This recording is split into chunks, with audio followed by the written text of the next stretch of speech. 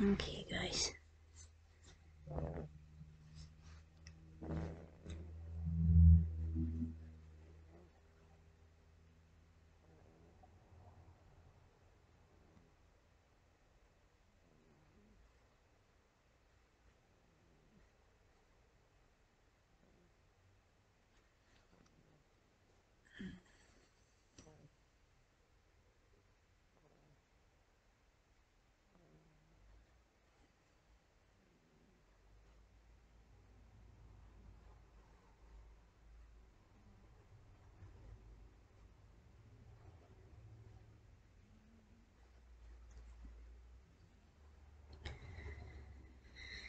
The fifth one try will be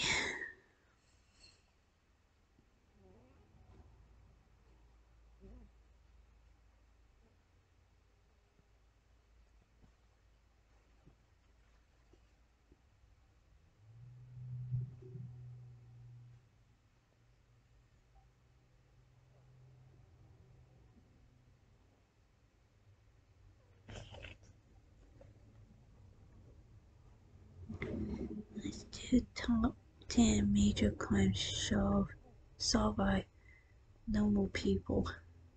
This work, honey, ain't working.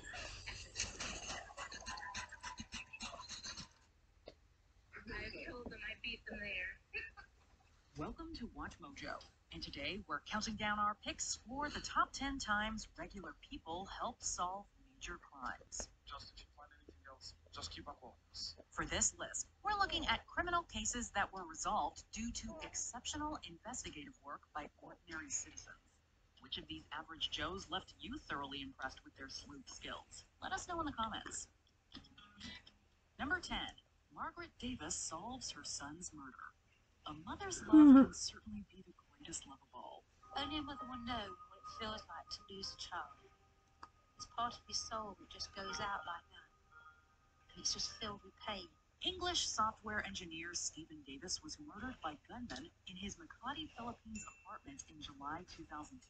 His mother, Margaret, had a hunch that her son's wife, Evelyn, was somehow involved in his death. While the police investigation stalled and eventually turned cold, Margaret spent thousands of dollars hiring a private investigator. With all the evidence gathered from Margaret's investigation, the police gave the case a second look. Margaret's investigator carried out 24-hour surveillance on Evelyn. There were two men who paid regular visits to her home. One was Evelyn's lover. The other, his friend, another security man. It was ultimately discovered that Evelyn was having an affair with one of the gunmen and had masterminded the plot to have Stephen killed. This resulted in the conviction of Evelyn and all three gunmen in 2004. I loved you. He loved you. Your children loved you. And look what's happened. Number 9. Jessica Maple and the Burglars. After her late great-grandmother's house was burgled and robbed of nearly all its furniture, 12-year-old Jessica Maple cracked the case by finding key clues the police completely missed. Although officers had concluded that the burglar must have had a key to enter the house, Jessica discovered broken garage windows covered in multiple fingerprints when she returned to the crime scene with her mom. Her investigation also turned up all of the missing furniture at a nearby pawn shop, whose owner identified the men who brought them in. Well, I thought to myself, since it's a bad economy, people are going to want money. So instead of keeping the furniture, pawn shops, they give you money for selling them their stuff. Miss Maple didn't just stop there. She tracked down one of the burglars and got him to confess to the robbery. Talk about giving the cops a run for their money. Number 8. Car enthusiasts solve a hit and run.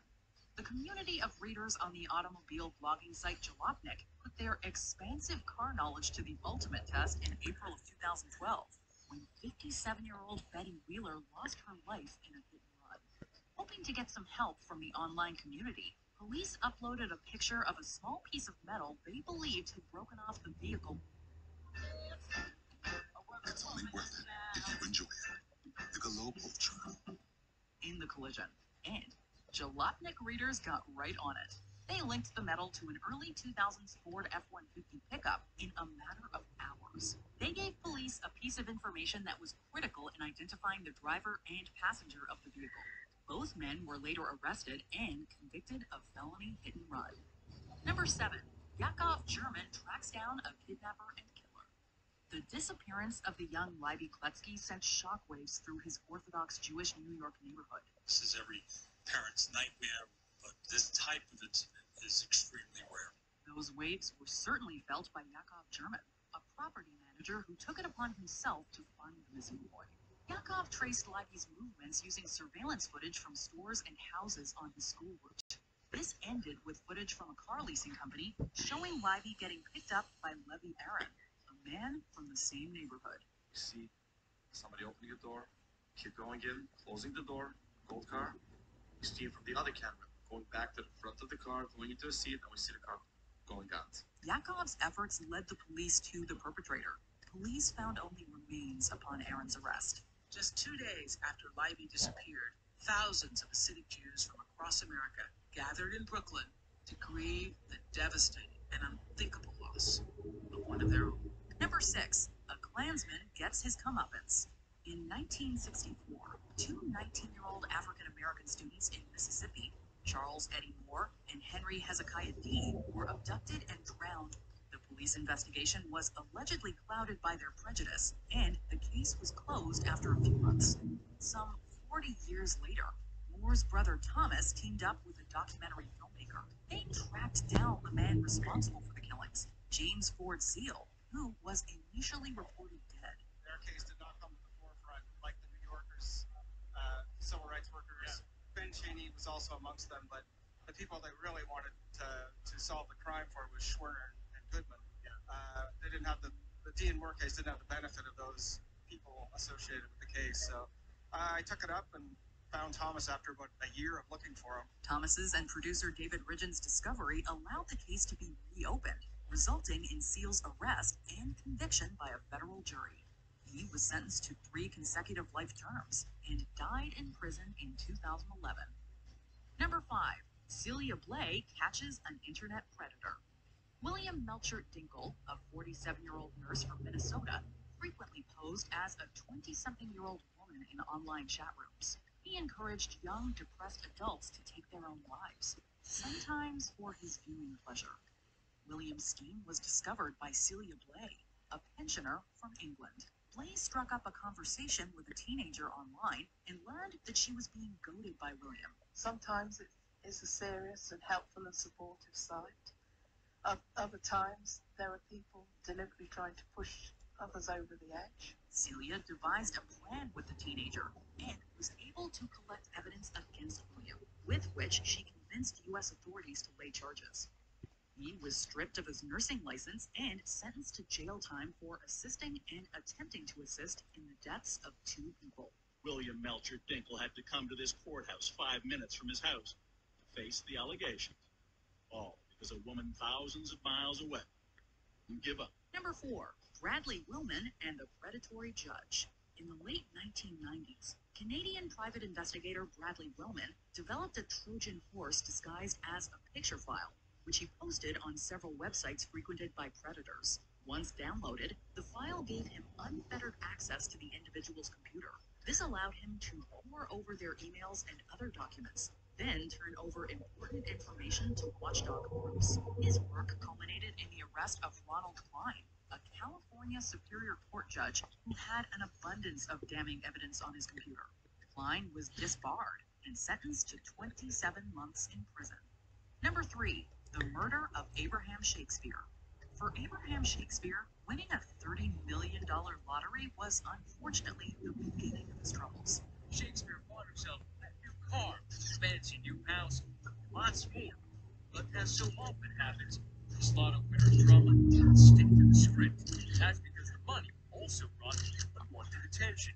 He started a private business with Doris Dee Moore, who took control of his finances. A few months later, Moore killed Shakespeare and buried him under a concrete slab behind her house.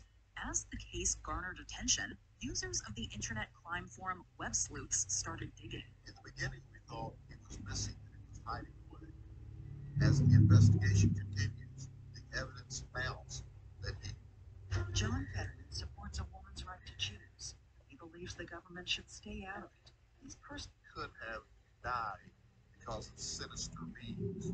Murder, we're talking here. Could be. They found that Moore had opened a fake account on the website to divert suspicion away from herself. The amateur sleuths were able to trace the IP address of the fake account back to Moore's personal computer, aiding investigators. Moore was found guilty of killing Shakespeare and received a life sentence. Cold, calculated, cruel. They all apply. Manipulative, probably the most manipulative person that this court has seen. Number 2, Michelle McNamara's hunt for the Golden State Killer. He was like Hannibal Lecter, highly intelligent, highly sadistic, master manipulator. Joseph James D'Angelo, infamously known as the Golden State Killer, was responsible for the deaths of at least 13 people. However, the hunt for his identity would go on to claim one more life, that of Michelle McNamara. McNamara, a true crime writer, grew up fascinated with unsolved mysteries and later zeroed in on a string of cold cases that took place in California in the 70s and 80s. Her unyielding investigation turned up a library's worth of evidence. I'm so sad, full of self-doubt, and then I'm not. Where can this all lead? To deal with the stress, she started taking a cocktail of prescription drugs, which led to her accidental death. However, her work revived interest in the case and ultimately led law enforcement to D'Angelo. Police say the 72-year-old appeared surprised when they swarmed his home Tuesday evening. No incident. He didn't say it wasn't me or anything like that. No, really no conversation at all. Before we continue, be sure to subscribe to our channel and ring the bell to get notified about our latest videos. You have the option to be notified for occasional videos or all of them. If you're on your phone, make sure you go into your settings and switch on notifications. Number 1, the murder of Jun Lin. Before this case became about the murder of Jun Lin, it revolved around a couple of Facebook videos that portrayed acts of animal cruelty carried out by an unidentified man. And so I was on Facebook one day and I found a post. A lot of people have been feverishly posting about a video that was online. A group of online sleuths began investigating and were able to identify the man in the videos as Luca Magnotta.